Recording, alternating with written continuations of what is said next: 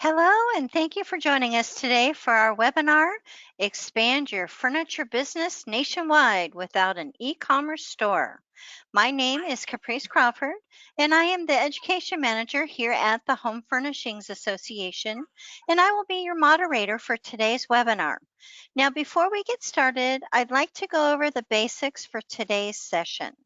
This webinar will be recorded, and all attendees will receive a follow-up email by this time tomorrow on how to access the recording.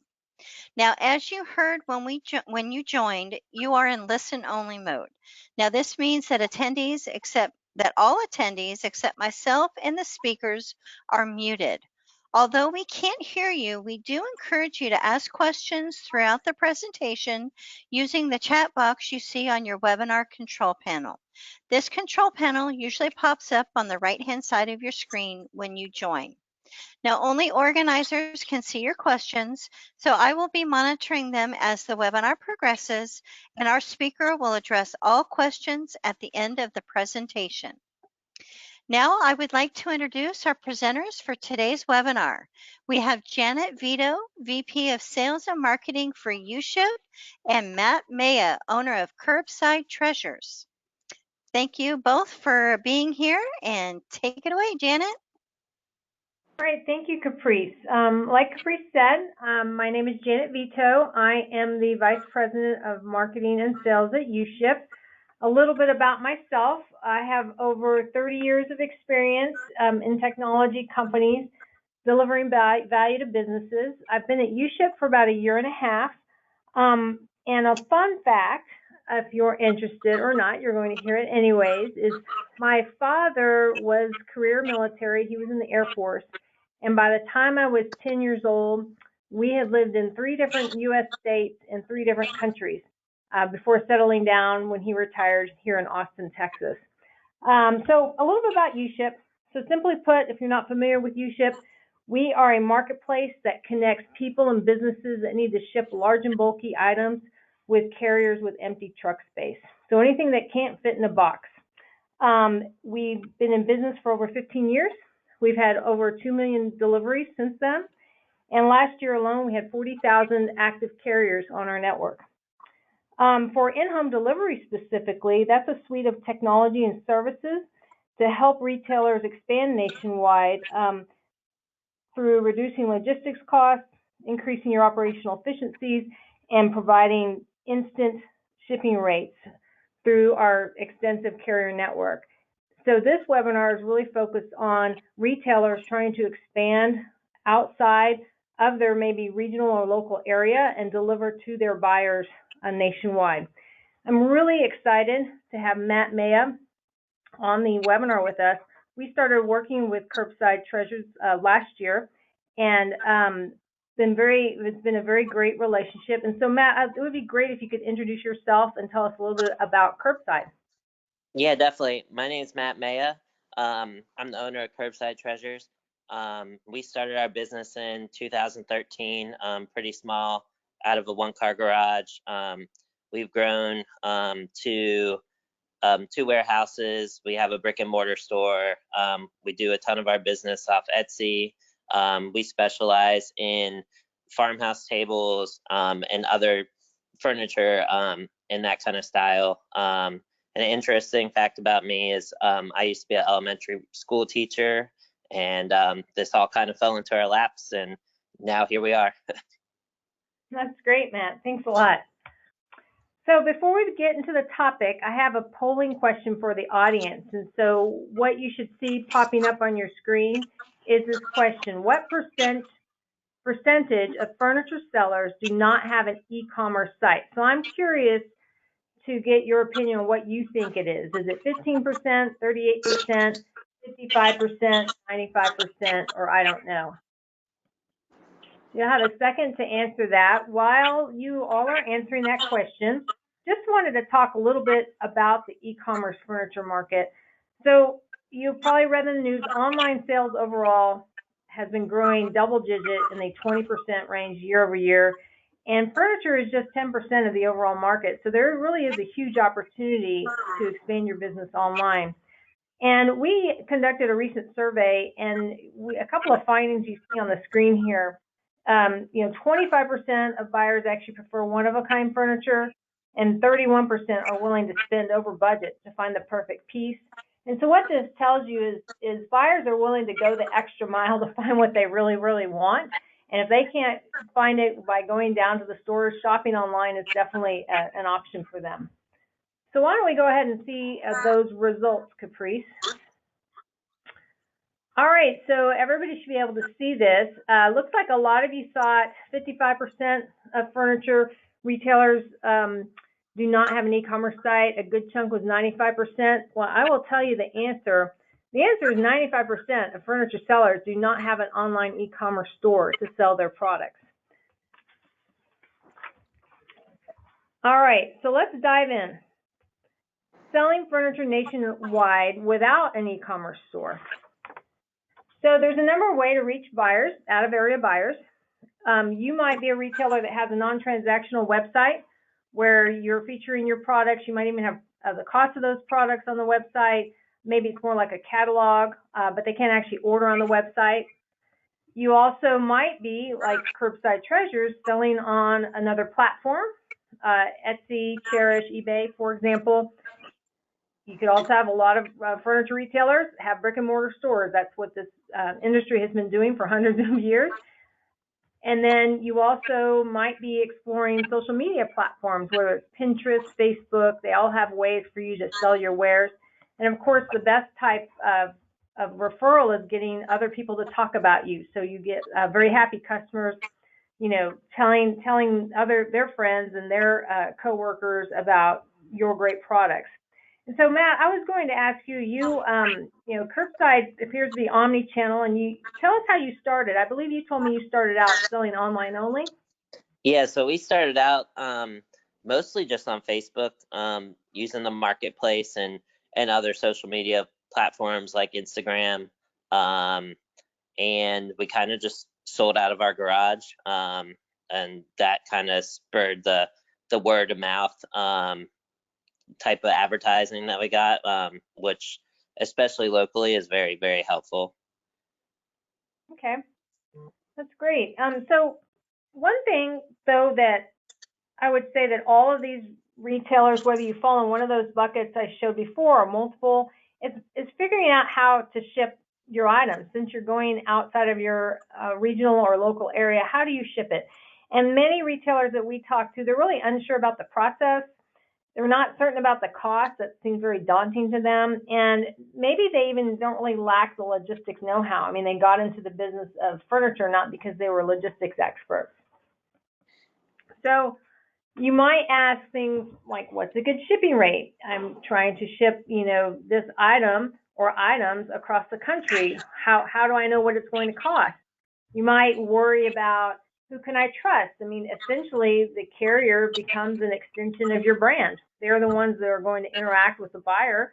And so who can I trust? And then last might be something around damages. Not all furniture comes neatly crated and packaged in solid packaging, and you could worry about it being damaged in the process. So let's dive in to the 5 best practices for serving these out-of-area buyers. What I'm going to cover today are how you can best manage the order intake process. This is especially important if you're an omni-channel retailer. How you can set the right shipping method. How you can set a right shipping price strategy. How you can reduce damages and insurance claims. And then also dealing with reverse logistics or return. So I will jump into the number 1 best practice, which is managing your order intake process. So today, customers expect a smooth, fast, communicative process. Whether you have a physical store in a touristy area and your customers are walking in, they want to buy something to have it shipped, or you have an online presence via marketplace, or you're even taking phone calls or emails. They expect it to be smooth, and so it's really crucial for you to have happy customers that you're gathering all these data points in and you can manage it effectively. Your customers' alternative is to go to the well-oiled machines of the Amazon, the Walmarts, and Wayfairs of the world. So, Matt, maybe you could tell us a little bit about how you manage your orders from these various platforms. Yeah, so most of our orders come off of Etsy. So we do use Etsy kind of as a platform for our orders. It provides customers with updates.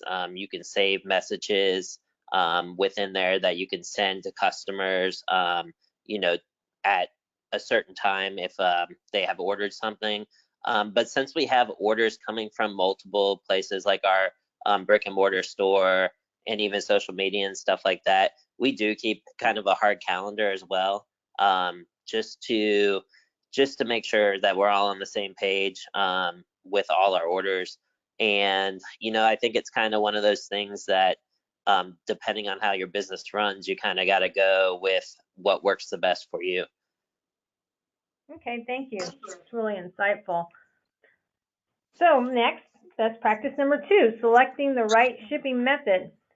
So in general, for furniture delivered to buyers, you're looking at 3 options at a high level. White glove, which would be items that require not just in-home delivery, but assembly, maybe removal of items.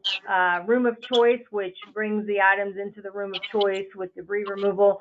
Or LTL, which is less than truckload freight, which is what most people might think of when they want to ship large and bulky items. Works very well when you're going dock to dock, so to speak. So if it's going from maybe a manufacturer to the retailer and it's going from a dock to a dock, LTL works really well there. So the key questions that you have to ask yourself when you figure out the right shipping method is you have to take in consideration a number of these blue bars here I have on the left side, which is what's the item size? How big is it? How much does it weigh? How fragile is it? If you're a seller of fine antique furniture and you have a $30,000 chandelier versus a maybe $2,000 couch, you have to take all in consideration of what that means. How far is it going? Across the country? Is it just going regionally? How much does the item itself cost? Is it a very high end? Is it very low end? How fast do you need to get it there? And what is your end customer, what are your buyers expecting, right? And so, as I mentioned, white glove can work really well for, you need assembly, you need, that extra level of service that whether your customers demand it or the piece demands it. Other standalone furniture, it's really great to be able to have it blanket wrapped. You don't want, if you have a handmade table, as in Curbside Treasures, it's like that doesn't really mix well with a forklift, right? So it's good to be able to have that option. And if you have to package and crate your items, maybe they're very fragile, you have to think about how much that costs and what that process is involved in doing that. So Matt, when you started out in your garage, how, you mentioned to me a little bit about how you all figured out the best way to ship your products. What was sort of the process? What kind of research did you do? So when we sold our first table on Etsy, of course, we had no clue how to get it to the customer at first. We looked at some of the traditional routes like FedEx and UPS and quickly realized that our items were too big for those avenues. We did look at freight and we got contacted by a lot of freight companies. A lot of the issues we ran into with that when we were starting to research is, like you said, if there's not docks and stuff like that, freight has a lot of difficulty. Sometimes they want the customer to actually pull it off the truck. They don't want anything to do with that. And then the other thing with freight is you usually have to put it on a pallet, which is a lot more work, and it can be tough to pack something on a pallet.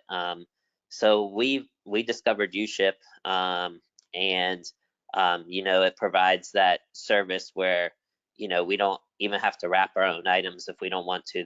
They do blanket wrap and stuff like that. So and like you said, in-home delivery is definitely a perk as well. All right, thank you.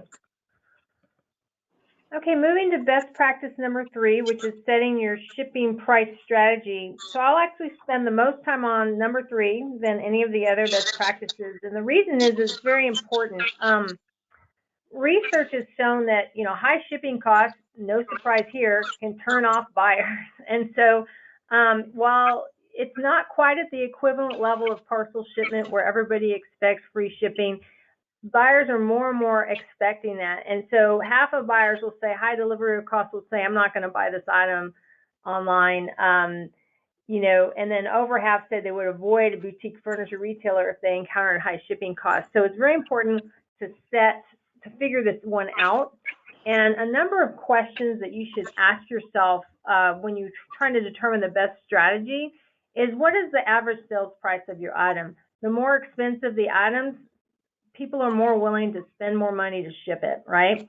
Who's your target market? Is it, the economy buyer? Is it millennials? Is it boomers? Are there affluent people?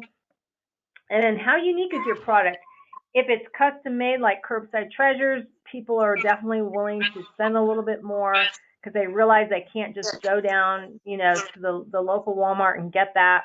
And then last, what are your business goals? Do you have revenue numbers? Do you have delivery times or damage rates that you're trying to meet? So I want to dig into 4 shipping price strategies in this next section. So the first one is the one that we see all over the place, which is free shipping or shipping included. So essentially, as a retailer, you either would fold what you think the shipping costs are going to be into your product price, or you cover it out of pocket, or some combination of the two. Now, the pros clearly meet expectation of today's online buyer, for sure. It levels the playing field with the big retailers. Definitely streams the checkout process if they're in some sort of shopping cart online, whether it's Etsy or your own e-com platform, and that sofa or that china cabinet is going to be $2,500 or whatever that is, and there's no question about it. So you reduce that cart abandonment rate. So the biggest con is essentially figuring out how much that shipping price is. It's really crucial to understand how much it's going to cost you so you can basically run your business. What you don't want is shipping to become this big, huge cost center that gets quickly out of control. So Matt, you offer free shipping. And why don't you talk through like when you decided to do that and how you went through that thought process? Yeah, so we started free shipping, I guess it's been about 3 months, so it's still a little bit of a learning curve for us. What we did is we were lucky to have a lot of data, and we know that that there's a lot of different. We had a lot of different locations that we shipped to, so we kind of had an average price of what we went with, and with that average price, we kind of just built that into our products. We have found some pros that we do get. We get some orders from locations that aren't our typical selling locations. So that's opened up some stuff, but it is a battle to try to find that happy medium. So it's definitely it's always a work in progress with free shipping. Okay, yeah, thank you for that insight. Another method, if you feel like you don't feel comfortable doing free shipping, you feel like your customers are willing to pay for a little bit of shipping, would be what we're calling subsidized shipping. So you offer a low sort of standard fee, and that way you're probably subsidizing it in most cases, where you're helping pay for it but not paying for all of it. Now, some of the pros is you're offering a price not quite as attractive as free, but it can be really simple and low cost. It eases the customer through the checkout process. Once again, the con is really understanding, getting those predictable, affordable shipping rates so that you can figure out what that price or pricing structure will be. And long-term subsidizing may not be the right strategy for you. So we actually have a few customers that do this. They kind of have a low, medium, high buckets, where depending on the item and the value of the item, it'll be $95, $195, or $295, and they base it on the item, so not even so much the distance. And it really, for them, it works. The third shipping price strategy is the break-even shipping. So this is essentially you're passing 100% of the shipping costs onto the buyer. Pros, very straightforward. You know it's going to cost $275 or whatever it might be to ship, and that's what you're passing on. In some ways, you could argue it creates some trust with buyers, though on the flip side, the average buyer doesn't really know what shipping costs are, and so you could see some cart abandonment. This works well. We've seen this work well when the items are truly unique. If I can get the same item someplace else and I see that it's free shipping on one site and, I have to pay for shipping on the other site and the prices are relatively the same, then I'm going to go with the free shipping. That's kind of a no-brainer. But where we see it work well is if they're unique items, whether it's custom-made furniture or vintage furniture or just maybe hard-to-get items. Now, the last shipping price strategy is probably the most unique. It's called revenue shipping. So this is basically where a retailer actually makes money on the actual shipping charge. So they don't just pass it through, they mark it up. Now, the pro is, you get a revenue stream, right? And you could also cover some out-of-scope charges that maybe the accessorial fees on the back end. The con is, it can definitely lower conversions. Now, the only reason I bring this example up is we do have a customer, it's a very unique use case. They're a marketplace kind of auction house, and everything on their website starts at $1, so people bid on it. And so if you can imagine, let's say there's a vintage china cabinet that would be a $3,000 value. If I can bid on it and buy it for $1,200, I'm okay spending, $800 to ship it because I'm still ahead, right? And so very unique case. So this one, I would be wary of it unless you've got a very unique business model. And what I'm showing you here is something that we'll send to all of you who've attended the webinar after the fact, which is a quick reference guide. So it basically summarizes what I talked about. Across the top, you see the 4 different shipping price strategies.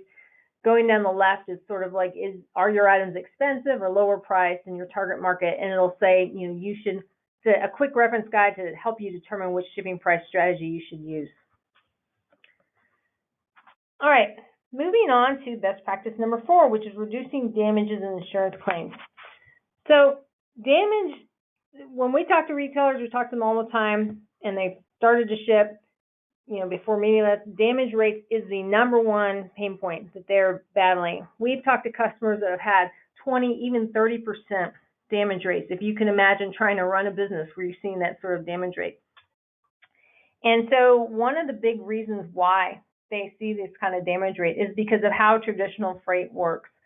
So the item, traditional freight, will get picked up at my store. It might be driven across the country to a warehouse, so it will be taken off of the truck, then it'll be put back on a different truck, and it might go back the other way. It's never a direct route like this implies. It might go back the other way, and then maybe it finally gets to the city destination where it'll be taken off that truck, put into the warehouse of the final mile provider, and then when it's ready to be delivered, it gets put onto yet another truck and then finally sent to the buyer. So if you have palleted freight or really well packaged freight, your items might be able to survive that fine. But if you don't, it's high damage rates, and that's what we've seen a lot of people incur. And so one of the unique value propositions, my only sales pitch today with uShip is, if part of the in-home delivery program, the carriers on the uShip network, it doesn't leave the truck until it gets to the end destination. So if it's being picked up in Nevada or California, that carrier might pick up other items along the way, but it won't get taken off until it gets delivered to the final destination. And so you get the benefit of less hands touching it, less risk for damage, and as well as it ends up being faster. So Matt, maybe you could talk a little bit about damage rates or problems that you've experienced with different carriers in this regard. Yeah, so the problems, we definitely have had some higher damage rates before we went on with uShip, but we also had a lot of furniture and stuff get stolen, or shippers having issues, and then insurance claims not being filed. We've had our stuff held hostage before as well, where they're asking you to pay more money before they deliver.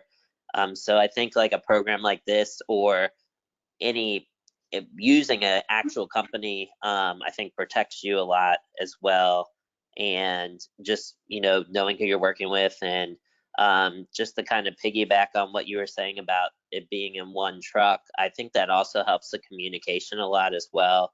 You're not having to jump around to different channels to find out where your shipment is, and you can, call one particular shipper and find that out, which I think is really nice. Okay, yeah, thank you. All right, now we're to the last best practice, which is dealing with returns or reverse logistics. So, stat on the screen is of the consumers who've made an oversized purchase in the past year, 1 in 5 have ordered something that arrived damaged. So that might be a cause for return, or maybe people they ordered something and what they got wasn't quite what they expected. And if you've experienced this with some of the larger retailers like Wayfair in some cases won't even take the item back. Like you just have to, I ordered the green chairs, I got the blue chairs. Well, now I have both green and blue chairs. What do I do with the green chairs? And so a lot of smaller or medium-sized retailers can't afford to do that. And so just as in the parcel world where it's very easy to return items, it's going to be this expectation with buyers for large and bulky items like furniture. And so really understanding how much shipping costs is key to making that not have a huge impact on your business. And of course, when reverse logistics, you have to think of the same considerations that we did in shipping the product out: the size, the fragility, the distance, whether it needs to be packaged or not. Okay, so I'm going to end this with one more polling question before I wrap up. So question number 2. So I spent a good chunk of time on shipping price strategy, and if Caprice, you could post the question. Essentially, based on what you heard today, or maybe not what you heard, what you're already doing, what shipping price strategy do you plan to use, or are you currently using for your business? Is it free shipping, subsidized shipping, break-even shipping, revenue shipping, or you're not really sure yet? I'm honing in once again on the pricing because that is key to helping you be successful online. Matt mentioned he's been recently using free shipping, and part of that was an initiative that, as you probably have heard in the news, that Etsy has been promoting for its sellers, but it doesn't always work for everybody. All right, so Caprice, do we have results yet? Okay, looks like it's most of you all were either break-even shipping, passing those costs through, and it looks like free shipping and subsidized shipping are even on that. Thank you all for participating in the poll. So I'm going to wrap up to allow plenty of time for questions, but really the key takeaways from this webinar is you can reach out-of-area buyers. It is possible. Smart shipping decisions will help open the doors to opportunity. And if it's something you have to really take seriously and think about for your business, because not so smart shipping decisions could take you in the other direction.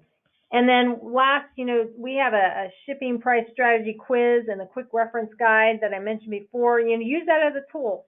Talk to, who's in your network in the furniture industry as well. Those are both great ways to figure out the best way you can expand out of area.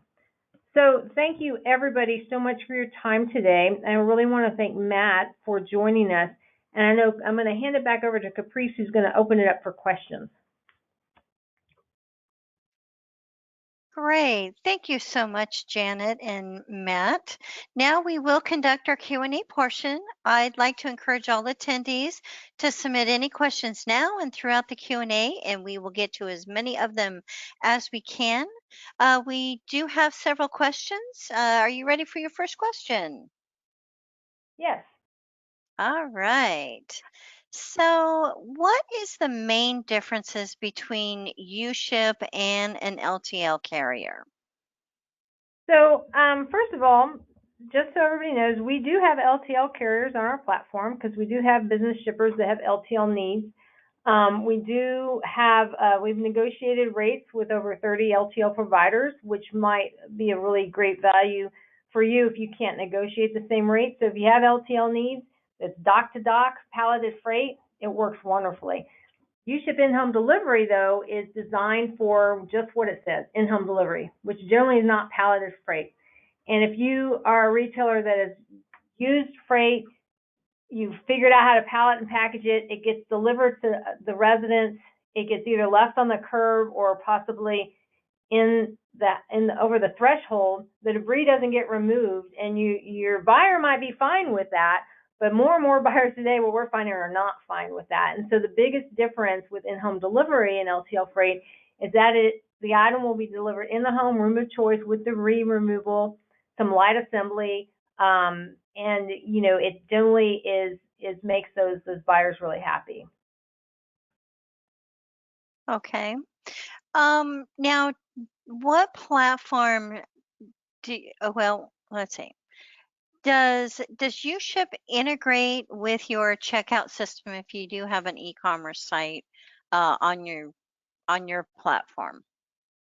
Yes, so we do integrate with e-commerce platforms. If you have your own website and you might be using a homegrown e-com platform, or you might be using Shopify or Magento, and so we have APIs that are open APIs that you can integrate the checkout process. And what that would look like for your buyer is they add their item to the cart, they type in their information, so we know the origin and destination zip codes, we know the dimensions, and if you have the weight of that item, and we have a rate table of suggested rates that essentially is built off of 15 years of data of shipping furniture. And what will happen is when they click continue for shipping, it'll pop up the price if you're passing it through, or you can offer the free shipping.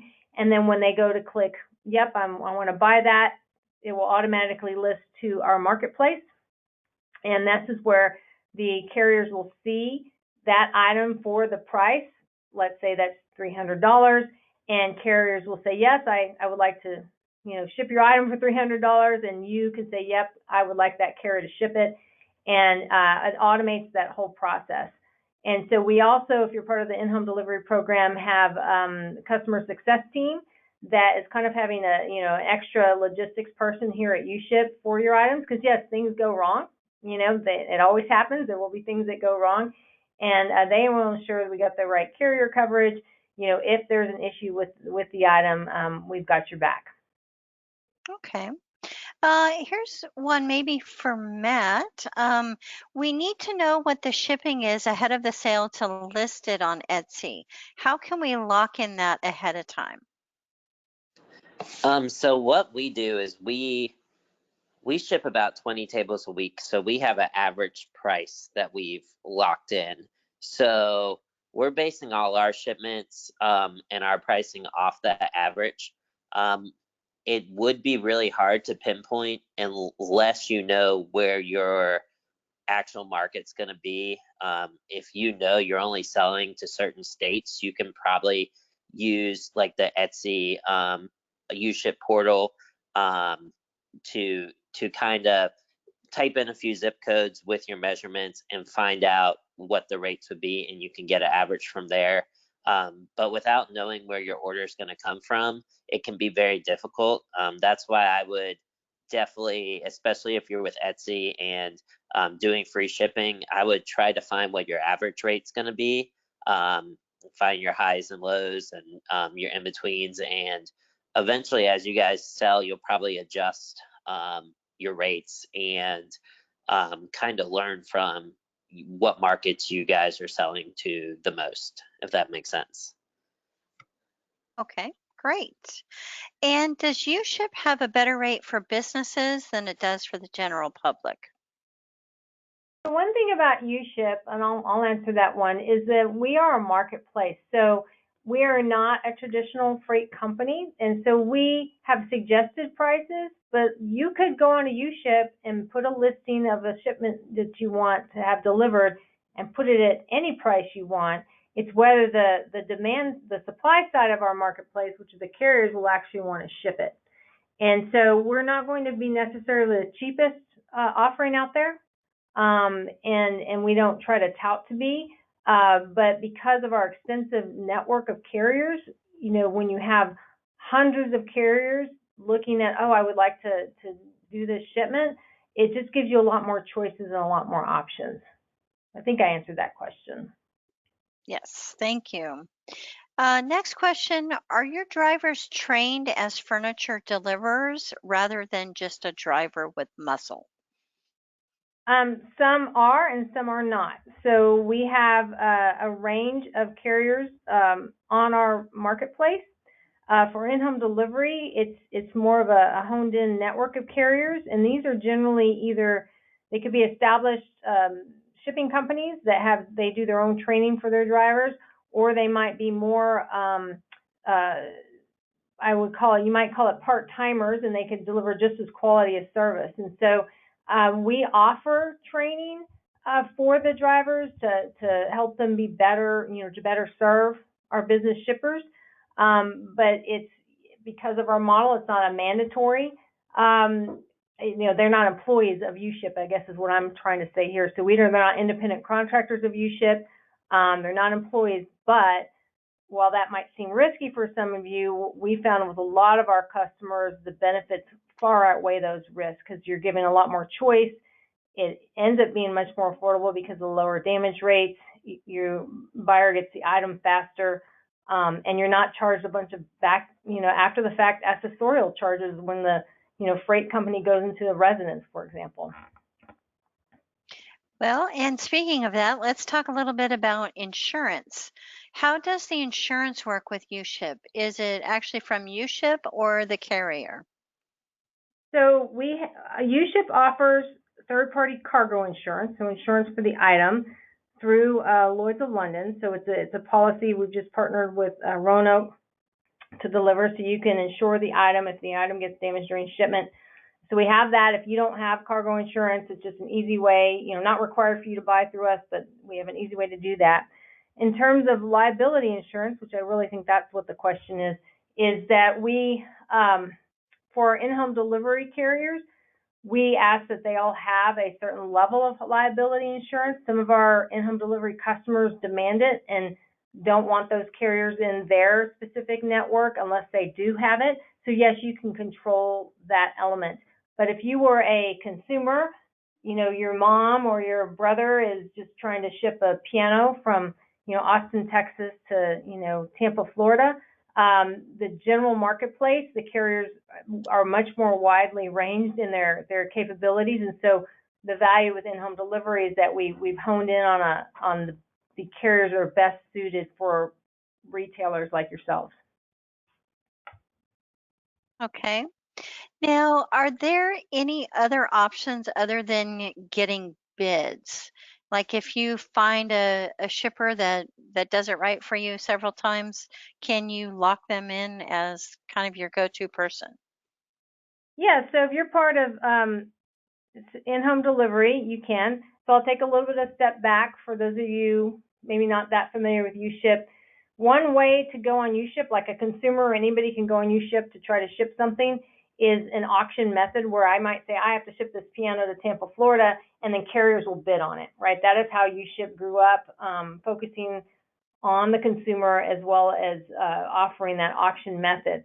What we have done with in-home delivery and a couple of other categories that we ship in is we have this suggested price. So instead of a bid, it's going to be, okay, I'm a retailer, I'm trying to ship this, china cabinet. The rate table that UShip suggests is going to be, $250. So the listing goes out there at $250.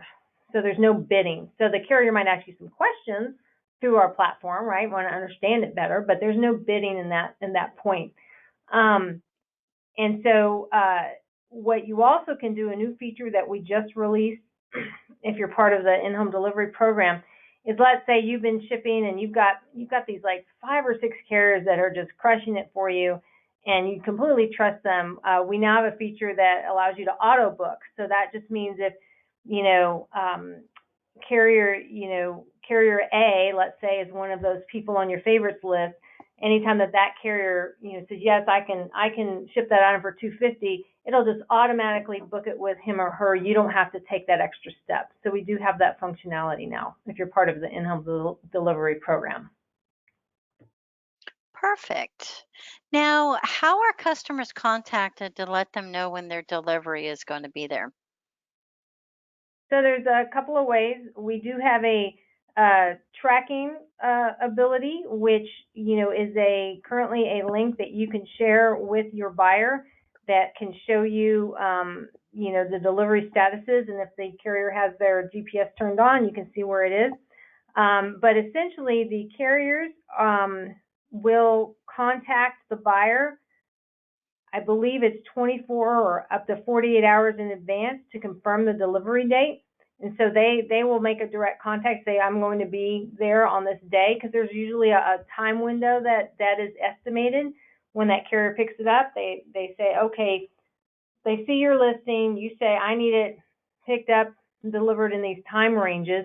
When the carrier actually picks it up, he or she will sort of narrow those time ranges, and then as they are approaching their destination, they will contact the buyer and tell them, I can't remember off the top of my head whether it's 24 or 40 hours, but there's definitely a contact to let them know when they're going to be there.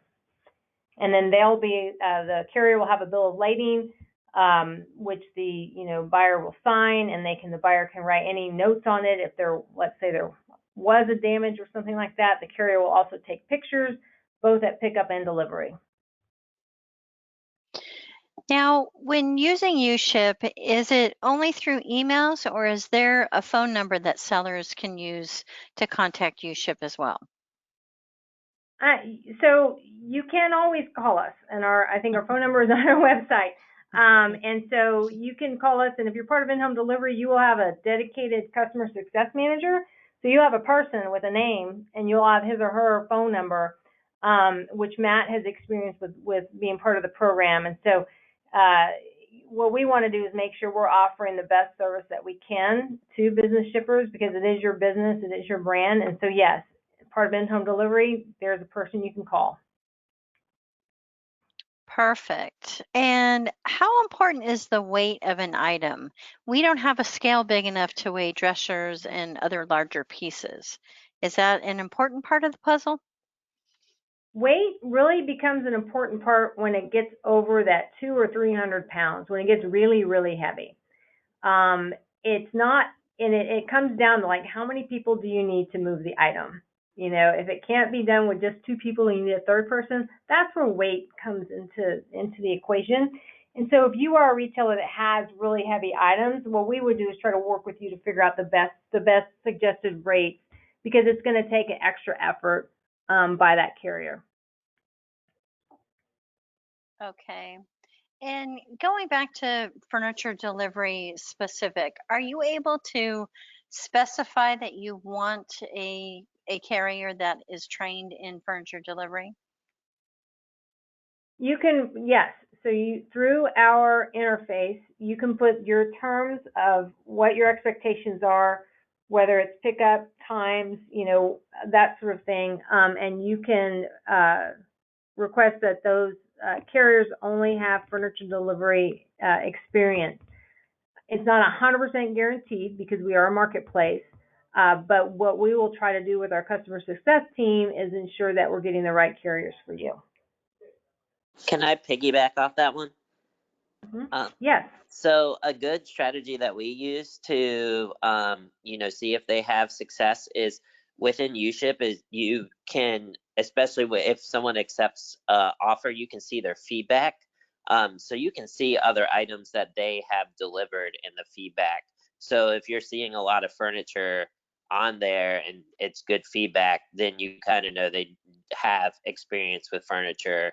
And I'm sure people do it with boats and stuff like that as well.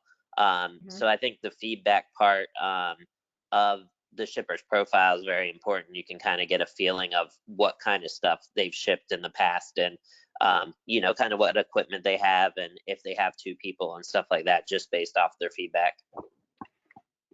Yeah, thank you, Matt, for pointing that out. It is one of the biggest advantages that you have. You get feedback rated carriers, not rated by us, but by shippers like yourself.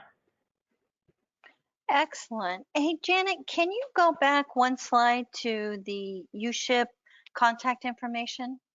There we go. So we had a couple of questions of how to get started, and you can definitely contact UShip. But if you are a HFA member, Home Furnishings Association member, we actually have a discounted program with UShip and a partnership. So please contact your representative at HFA. You can reach us at 1-800-422-3778 or through our website at myhfa.org as well. So any way you want to do it, we definitely let them know that you are a member of the Home Furnishings Association and you can get those discounts. Well, Yeah, I thanks do for, want to, oh, go ahead. I was going to say, yes, thank you for bringing that up, Caprice. And I want to thank everybody that attended today, and especially Janet and Matt for your perspectives on this logistics subject. It's been very topical, so thank you so much. I do want you to mark your calendars for our next webinar. It is on Wednesday, February 5th, and it's titled "With Tax Refunds Coming, Don't Let Political Ads Distract Your Customers." We'll be talking about how to get your advertising seen in all of this clutter that's going to be coming up. To read the description and register for this webinar, please visit our website at myhfa.org. Go to the resources tab and click on webinars. You'll see it there. And again, this webinar, including the question and answer portion, has been recorded and will be available to watch on demand by this time tomorrow.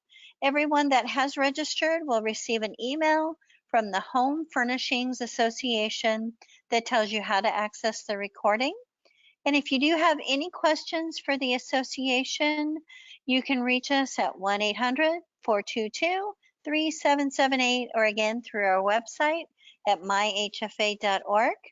Thank you all and have a great day.